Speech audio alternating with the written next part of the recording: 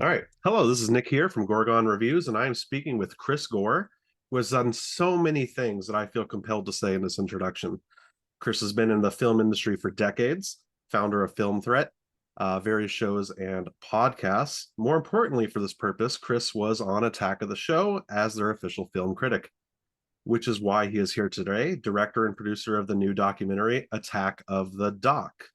It's about the rise and fall of the famous G4 TV live television show. Thank you so much for spending time here. I know you have a lot of interviews over this documentary and you somehow got tricked into talking to me about it, so I really appreciate it. Dude, Nick, what do you mean tricked? I wanted to do this. I want to talk to fellow movie nerds. Yeah, We it's are a we are we're a type of person. You can always spot a fellow movie nerd in a room because you start talking directors and movies and have you seen this and have you seen that and so you're my people. So there you go. it's a very interesting dynamic. I mean, I'm used to talking to some directors, but rarely are the directors also a film critic. Well, yeah, it is sort of weird having one foot in one space and in another, but I've been making films since the 90s. I haven't made a whole lot, so I can't say I'm necessarily prolific, but I had such a good time on this one. I've got another one in the pipeline and setting up another film as well. So looking forward to it. But I'm excited to talk to you about Attack of the Doc.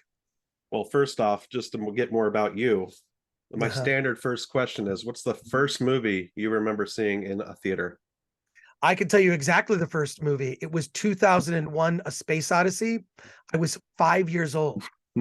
I was too young to see the movie, but my father loved, it was a retrospective screening, so it had already been in release and it sort of came back to theaters. And my dad took me to see it and it freaked me out. And I'll tell you why. I, so I'd seen a lot of movies that were on television at the time, movies like The Wizard of Oz, movies like Gone with the Wind, movies like West Side Story. These were events. This is when a movie on television was an event. It's not on streaming. You can't watch it whenever you want. Like once a year, you'd get to see the 10 Commandments and the whole family would sit around and watch the film with popcorn, right? You had to be there. Uh, and I remember remarking as a kid that what I didn't like any of those movies. The reason I didn't like any of those movies is because they were a lie, because they weren't like real life, because no one in any of those films that I saw went to the bathroom. How could all these things be happening and someone doesn't have to go to use the bathroom? Now, I am literally like an under 5-year-old kid with that. This is where my brain is, right? My family always thought that was funny. How'd you like the movie, Chris? I hated it. No one ever went to the bathroom. They thought that was hilarious. So then when my dad took me to see 2001: A Space Odyssey at this retrospective screening, the thing that I noticed, if you recall, when they're going to the moon, Dr. Floyd goes to the bathroom. He's in the bathroom, and Stanley Kubrick, with his, of course, his obsessive detail, has the instructions of how to use a bathroom in space on this ship going to the moon. It blew my mind. And it because what that meant is this movie is real because they're acknowledging simple human functions. Also, the genius of Stanley Kubrick. That was the first movie I remember seeing because it freaked me out. Not the parts, going to Jupiter, the moon, at the end, the sort of psychedelic freak out. No, it was when he went to the bathroom. So that's a very long-winded story. I'm sure you did not expect that. No, I usually hope it's that answer, Oh, long-winded. good. Cool, Something cool. that sticks out to you. Oh, yeah. Um, well, then what made you first want to get started working with films? The movie that made me want to make films was, this is not an original answer, is the original Star Wars. Mm-hmm. When I was fortunate enough to be, well, old, so I saw Star Wars in the theaters in first run when it opened in May 1977. And I remember seeing the trailer for it and thinking, why is the Wolfman in this movie? This was at a time when the marketing for films was very unsophisticated. Like the tagline on the poster was, "It's about a boy, a girl, and a galaxy." Wait, what? What's the story? But I saw that film in a theater and it blew my mind. It was the first time I mean, I bought the little souvenir book that they had, at the theater. I began buying movie magazines obsessively. Magazines like Cinefantastique, Starlog, um, Preview Magazine, Famous Monsters. I wanted to know not just like about the movies, but who were the people that made the movies. It was the first time I was really interested in who was George Lucas. You know, Anthony Daniels is the guy that's in the robot suit, C-3PO. Like it blew my mind. So I just was obsessed with movie magazines and behind the scenes. And I started making little stop motion animated films. I had a clay animated character named Melting Marvin. I made movies from the time I was 9 all the way through college. I made all types of short films. Then I made a feature film in 16 millimeter called Cool Teenager from the Planet X. And then later I co-wrote and produced a film in the early 2000s called My Big Fat Independent Movie. I also made a short film called Red, starring Lawrence Tierney, about the Red tapes. So I just have always sort of had one foot in, like, I like to make films that are kind of weird. And at the same time, I like to talk about film, because film is a gateway for a conversation about anything: love, life, death, loss of a loved one, our place in the world and in the universe. Film is a way, I mean, not only can you laugh and be entertained, you can, have a discussion about the big questions of life, which 2001: A Space Odyssey certainly touches upon. Why are we here? How did we get here? What's our place in the universe? I love stuff like that, because people that are passionate about film, it's not just film, it's having a conversation. And I believe that everyone has something to contribute to that ongoing conversation. Mm-hmm. What's easier for you to write about, a positive reaction or a negative reaction to a movie? Well, I think, you know what is the least interesting thing is something that is kind of milquetoast and mid-level. Mm-hmm. That's the least interesting thing. To me, if it's something I'm super passionate about, like RRR, which is the best movie I saw last year, the Telugu film from Tollywood, it's on Netflix, so good. That film, won the Oscar for, best song. So I love to talk about something just love it. And I like talking about stuff that's really bad too. Really, really bad. Those are kind of like, they're kind of equal favorites for me. The worst is when something is mid-level. And I hate to say that's most movies. Most movies are 5, 6s, 4, 5s, and 6s. They're kind of in that level. I would even say 6 is maybe not that bad of a review. There's something redeemable about it. But, the smaller percentage is really bad movies and really good movies. Mm-hmm. And then there's everything in the middle.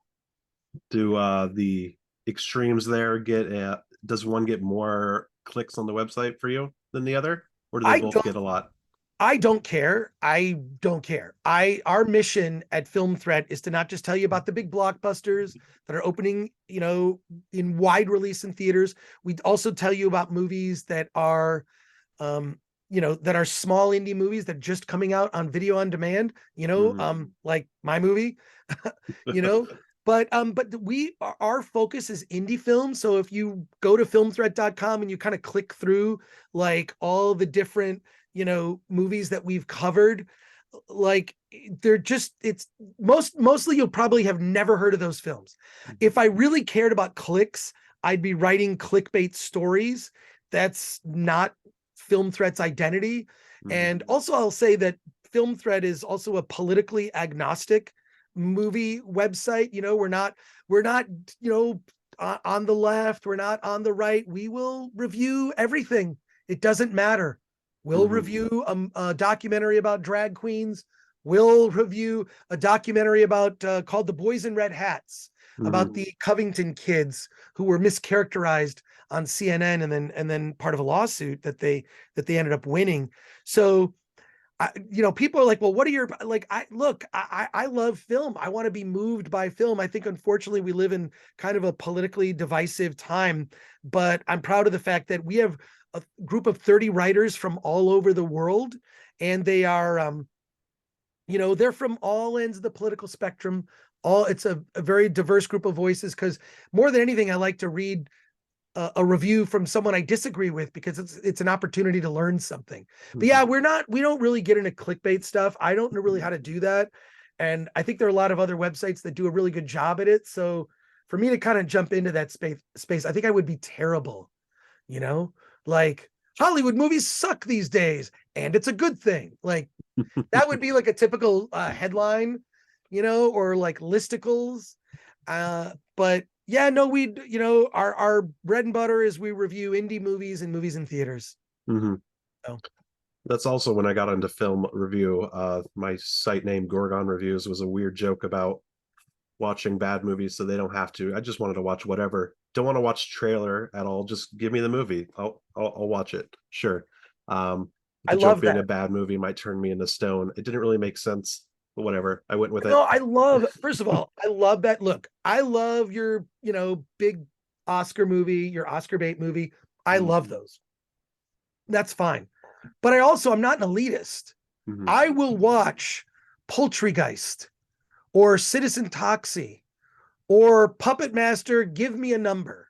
There's just I love like the stuff from Full Moon Entertainment and Trauma, Lloyd Kaufman. There's a reason everyone calls him Uncle Lloyd. I love Lloyd Kaufman's stuff. So there is such a thing as a good bad movie. Yeah. There is. I mean, and there's ones that are unintentionally made. The Room, for example, unintentionally terrible film. But I love that it's a different, like I recently saw that Winnie the Pooh movie, Blood and Honey. Mm-hmm. It was terrible. Mm-hmm. I had a great time. You know what I'm talking about. I know you know what I'm talking about. It's funny you brought up Poultrygeist because I watched a few DVD Tuesdays. DVD Tuesday. Anyway, it's and great. one of the few ones was where you talked positively about Poultrygeist. I love it. I just like, you can't like, to me, look, a great movie is like, eating a steak at Ruth's Chris Steakhouse. But sometimes I just want In-N-Out. Give me a cheeseburger. Sometimes I'll have McDonald's. I'm not a frequent fast food connoisseur, but I get a craving for it. I don't be a snob. Like, check out these other. That's why when people look down on like cheesy exploitation movies, it's like, come on, you have to. Here's what I say: you have to diversify your media diet. If you're only seeing one time, if you only see Marvel movies, after a while it will weigh on you. But if you see your Marvel movies, which is fine, and then you kind of break that up with like, a documentary here or an exploitation movie there, it's like, it doesn't hit so hard when your favorite superhero didn't get a good movie or whatever. It just doesn't matter as much. It kind of dulls it. So that's what I keep trying to promote, like on my YouTube channel for Film Thread. I keep saying, like, just watch other stuff. There's so much good stuff, and good on you. Good on you for doing that, for championing those types of movies. I love it. Someone needs to watch them. Darn yes it. Yes. So we got to Attack of the Show finally. How did you get first involved with the show? How did you get your own segment? Well, that a funny story behind that. I'd been doing television for years. I did a couple of shows for IFC. I did a show called The X Show on FX, which turned into the New Movie Show that I hosted. And I just had some kind of bad experiences in television where I didn't feel like I was just able to be myself. And I met this guy named Gavin Purcell, who he had to convince me. He was a producer on a show called National Enquirer TV, and he was just like, please do this segment. He came to my house, did it. Years later, I love the screensavers. I was a viewer of G4 TV, so I watched X Play. I watched the screensavers. I love it. Was like nerd TV made for me. I was a watcher of it. And out of the blue, Gavin Purcell contacts me and says, hey, we think you would be good as our movie guy. Do you want to come in and talk about it? He literally didn't want to audition me, just was offering me the job. And he brought me in and he goes, look, we need a movie guy. You come on, it's a segment called DVD Tuesday. You come on, you give your reviews of like, 3 or 4 movies, and it's once a week on Tuesdays. What do you think? And I thought, well, because I had some bad experiences in television, I said, look, I have 3 demands. One, there's 3 stipulations. I wasn't going to give a demand. It's like 3 things I would really want if I'm going to do this. One, I want to be able to say whatever I want within reason. Obviously, I'm not going to swear. Although I did find out later that I could mispronounce swear words. I could say things like shatheed and whatnot. So I said, I want to be able to say whatever I want because my opinion is genuinely my opinion. So I want to be able to speak my mind. Number two, I want to be able to wear whatever I want. So I could wear a Film Threat t-shirt on the show, right? And then the other thing is I wanted to keep all the DVDs that I reviewed. And he said, look, I can agree to the first two, but the DVDs you can't keep because we keep them locked up in the producer's library. And then I found out later that the producer's library is basically where the producers went and stole the DVDs. Mm. But I didn't mind that because it made it genuine. Like when I said on DVD Day, when I said a movie was a buy, I bought the movie. Like that was genuine. So, but that was, and then it was funny at the end of that meeting, Gavin Purcell, who went on to become the producer of the Jimmy Fallon show on NBC, because Jimmy Fallon was a fan of Attack of the Show. And so he basically just poached the producer of Attack of the Show, Gavin Purcell. But Gavin then went on to say, it's like, okay, by the way, we'll have you start. So I did like 3 episodes of The Screensavers before, it was in late March when he told me The Screensavers is going to change its name. It will be known as Attack of the Show. And I thought it was the dumbest name I had ever heard. I thought it was stupid. I thought it was, it sounded like Attack of the Clones. I thought it was terrible. And then, of course, it just grew on everybody, right? Like, it's a weird name to start, and then it just organically kind of became a thing. So that's how I got on the show. And I was on the, from the very beginning of Attack of the Show all the way to the final episode I was on.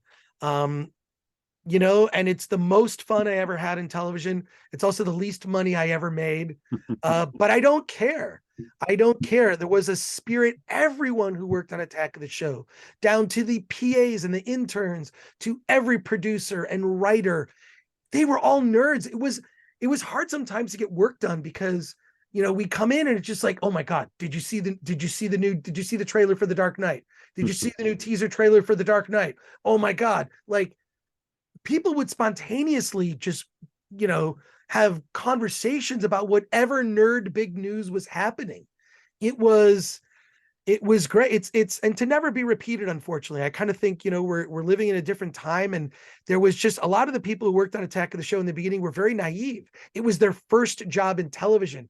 For me, it was kind of my last job in TV because I didn't like doing TV. I didn't like being a manufactured image. I remember when I did stuff for IFC, they wanted to hip me up and give, these are the clothes you're going to wear from wardrobe. You have to do wardrobe tests. And here's the joke you're going to read when you walk over there. And, I'd occasionally just improv whatever I wanted, which would normally be the thing they would use. But I just didn't like being overproduced, right? And so Attack of the Show, they kind of just gave me free reign. They kept me on a very long leash, and I was able to be myself. And for that, I'm very appreciative. And then eventually you got to make a documentary about it through Kickstarter and a lot of, let's say, grit or something.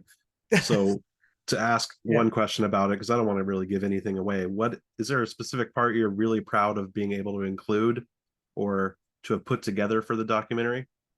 Yes. I mean, the doc, and also how blue, can I swear on your show? Can I say you can do whatever you want? Yeah. All right, good. I'm going to let you in on an Easter egg in the movie. Oh no, do I have to rewatch it? Oh, no, you don't have to rewatch it. You'll probably remember it. But the movie is, it's a love letter to Attack of the Show, and it's also a period archival documentary. And we see some of the more famous segments from Attack of the Show. You see them actually in the trailer. Like Olivia jumping into the big chocolate cream pie, the whole thing with Mick Hammer. We kind of did a lot of it is the greatest hits and some of the greatest moments from Attack of the Show. But the one I'm most proud of is because there's so many dangerous things that they did on the show you would never do in television anymore. One of the segments they took an internet server and they inserted it up the rectum of one of the people who worked on the show. And then if you went to a particular website, you would be pinging, literally, you would be using that internet server, which was stuck inside that person's body. It was inserted in their rectum. And the website for that was yourassgotserved.com, which I have since bought. And if you go right now to yourassgotserved.com, it redirects to attackofthedoc.com, where you can find out where to get the movie. The soundtrack will be on Spotify, where you can rent it, purchase it, the digital copy, and eventually we're going to have Blu-rays for sale. Mm-hmm. Because physical media is important. I believe it's important, and there's so many things that we couldn't put in the documentary that I really want in there, including I interviewed over 20 people for the doc. There are unedited interviews. They kind of act as like a podcast, and you can hear them once you get, it's like 20 hours of extras we're trying to put on this Blu-ray. It's literally, and I've produced DVDs before, so I know what goes into it. I cannot wait for people to get the Blu-ray. It's really going to be something special. And kind of, for me, the sort of mic drop on the legacy of Attack of the Show is going to be that Blu-ray. And it really is made for the fans, because at the end of the day, I am a fan of the show. Mm-hmm. All right. Well, on the note of movies in general, I want to play a little game. Let's do it. Spent a whole 4 minutes or so looking through my movie collection, looking for DVD or Blu-rays of just not as well known. You probably would have known most of them. Okay. None of these are foreign films at all. Just to do like a quick 20-second review or so. You have not seen this list beforehand. No, this is all new to me. Let's do it. Using a green screen, so I realize I basically have to hold it in front of my face, so it will look stupid on my end, but it's that's okay. And I'll start with probably an easier one, but based on the time, 20 seconds. You ready? I'll riff. Show me the movies. Let's go. I love this. Oh my God, Goon. That Goon is one of the best hockey movies ever made. Right, I put it right up there. Not quite as good as Slapshot, but I love Slapshot. I think Slapshot is a classic. Goon is so good, and it really is. It's sort of a goon is someone on a hockey team, because I grew up watching hockey from Hockey Night in Canada, because I grew up in Michigan. And I would watch the CBC. My dad would take me to Detroit Red Wing games. And a goon is someone on your hockey team who his job is to just beat the crap out of somebody, kind of take someone out. Love that film. It's a great comedy. And if you're a fan of hockey, it's a must watch. Right, next. Oh, Bubba Hotep. Probably one of Bruce Campbell's greatest roles, next to Ash in Evil Dead. Bubba Hotep, where he plays Elvis. He plays Elvis, who faked his own death and is now he's in an old folks home, and it's Elvis versus the Mummy with the guy who thinks he's JFK. It's so good, and it's so much fun. There's a great chase scene with people in walkers that is fantastic. I love Bruce Campbell. Someone should just do a Bruce Campbell supercut of every time Bruce Campbell has had a cameo in a movie. And I love that movie, even though it was not directed by Sam Raimi. He's kind of channeling a little bit. There's a little Raiminess in it. It's directed by, why am I spacing on the guy's name? He did Phantasm. The director. God, I'm going to think of it just when we get off, and it's really going to bug me, but I love Bubba Hotep. It's a classic. You have a very good collection, sir. That's we'll awesome. See if I can make it worse. Let's go. Joe's Apartment. Oh, that was not okay. It was innovative at its time. It was kind of ahead of its time, but the digital effects in Joe's Apartment, it's about these roaches. He kind of makes friends with the roaches. It's weird, but didn't quite stick the landing on it. A great concept, and just sort of an oddity. I would put Joe's Apartment in a category of DVDs. Like, I can't believe this movie even got made. Like, here's a movie, look for this one. See if you can find this movie. There's a movie, we covered it in an issue of Film Threat magazine years ago. It's called Even Hitler Had a Girlfriend. I don't know that one. And it's about a single guy who is trying to date girls and sadly is unable to get a girlfriend. His friend points out even Hitler had a girlfriend. So there you go. But yeah, it's like those are oddity movies, and I actually really like those because you can't believe that they even got made. It's MTV's first ever movie, and that makes a lot of sense when you watch it. Exactly. Yeah. Oh, that's right. MTV. Whew. Yeah. What else you got? Vulgar. Okay, I've heard of this movie. I have not seen it. Okay. But now I have to put that on the list. Tell me about Vulgar. I want to know. Vulgar, I think it's produced by Kevin Smith. It's the first one that his company put out that wasn't his universe, starring Dante from Clerks, a down on his luck guy, clown, not getting any jobs. He eventually decides to be an adult performer clown to be a joke thing at bachelor parties. Haha, it's a clown stripper. But then things go really, really badly at his first gig. He gets raped. And you know, then like his life is traumatic and different, but then he becomes a hero because he saves a kid at a party, and there's all these emotions going on and revenge and other strange stuff. Wow, that sounds really interesting. And I assume it's a comedy produced by. It's like it's a dark drama thriller-ish. Wow. It's sad and scary signs. Wow. But that's gonna be the last one, I can tell. So once again, thanks for spending time answering some questions about directing Attack of the Duck. It is available on digital platforms on April 24th of this year, the 21st anniversary of G4 TV. Awesome. Thank you so much. Thanks, Nick. I appreciate it. Good to meet you. Yeah. Have a great rest of your day interviewing, and then I guess tomorrow too, at least. Sure. Yeah, it's gonna be a lot of fun. Take care, man.